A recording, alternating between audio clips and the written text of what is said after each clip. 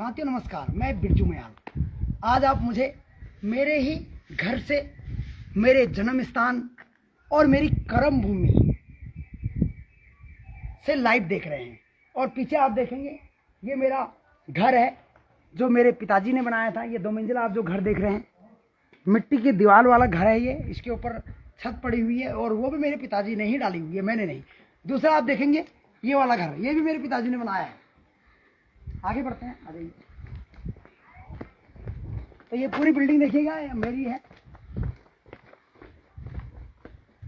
ये आप देखेंगे ये भी मेरा ही घर है। आप देखेंगे पूरा, आप जो देख रहे हैं।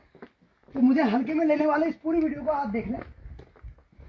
ये मेरा आम का, पीछे झुकी था, ये वो आम का पेड़ है। हमारे गांव में एक व्यक्ति हैं जिनका नाम राजू पतलिया है। पूर्व में वो कुछ रह चुके हैं बड़े पद में। तो उनके घर में एक बार आम के पेड़ बढ़ रहे थे। तो उस टाइम मैं 9वीं क्लास में पढ़ता था। तो ये आम का पेड़ मैं उनसे लाया था। आज ये इतना बड़ा हो गया है। ये देखिए, आगे बढ़ेंगे। ये जो आप गेहूं का देख रहे हैं, गेहूं का खेत, और मैं गेहूं के खेत के पीछे बीच जाऊंगा। ये गेहूं हमारा है। किसान का बेटा हूं और किसानी करके खा सकता हूं। देखेंगे यहाँ से लेकर जहाँ तक आपकी नज़र पड़ रही है, वो जंगल तक, लास्ट तक, वहाँ तक ये मेरा खेत है। आप देखेंगे टोटल वहाँ तक, जंगल तक, जहाँ वो पेड़ दिखाई दे रहे हैं आपको लास्ट में बिल्कुल, ये देखेंगे।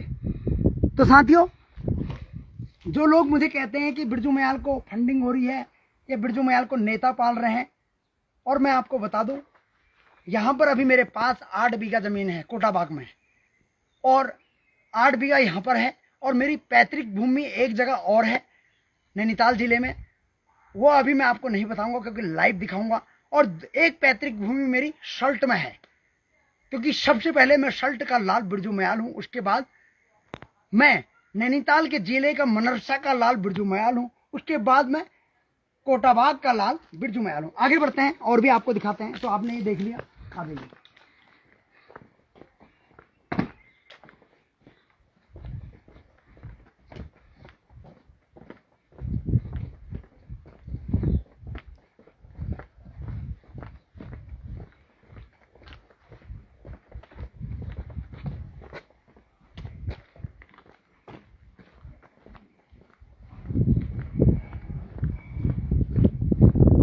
मैं आपको अपनी दूसरे खेत की ओर ले जा रहा हूं। ये पौधा, ये देखेंगे, ये पौधा जब मेरी बेटी प्रेरणा मयाल थी, तो मेरी बेटी बार बार छुपने के लिए, हम जब लुका छुपी का गेम खेलते थे, तो मेरी बेटी यहाँ आ जाती थी और मुझे पता रहता था कि मेरी बेटी यहीं पर आएगी। क्यों? क्योंकि ये पौधा उसे बहुत पीड़ित।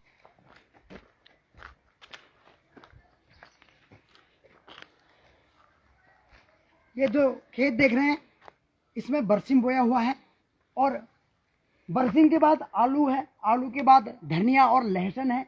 उधर आइए, उधर ही चलते हैं। तो ये जंगल तक आप जो भी देख रहे हैं, ये जंगल तक सारा अपना ही है। दिखाते हुए चलें। ये लाई है जिसे आप सरसों कहते हैं। तो ये सरसों जब कुछ दिन में हो जाएगा, उसके बाद तेल की जरूरत भी नहीं पड़ेगी बाहर से लाने की। ये आलू है जो आप देख रहे हैं। ये आलू भी अब कुछ दिन बाद आलू भी नहीं खरीदना पड़ेगा जब ये हो जाएगा। अब यहाँ आगे ये लहसुन जो आप देख रहे हैं, इतना अच्छा हो रखा है। ये देखिए, अपने खेत में हूँ, आ जाइए। इसके बीच में धनिया दिखाइए।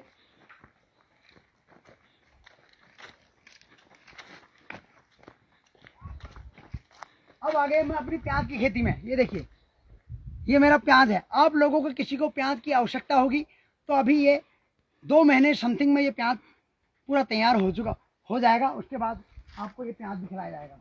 प्याज की खेती जुगलबंदी है, बीच में धनिया भी है।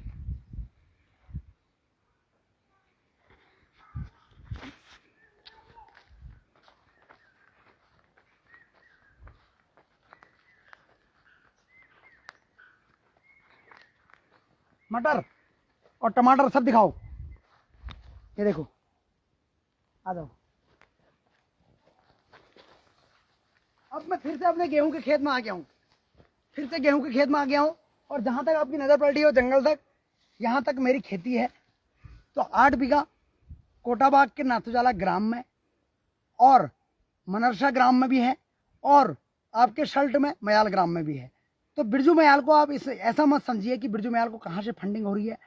मैं तो वो आदमी हूँ कि लॉकडाउन में, जब लॉकडाउन लगा था तब बहुत से परिवारों को मैं अपने घर से ले जाकर गेहूँ और चावल दे के आया था शल्ट में, रानीखेत में और कोटाबाग के दुरुस्त इलाकों में, पहाड़ों में। उन लोगों को आज भी याद होगा मैंने फ़ोटो नहीं ली थी। क्यों?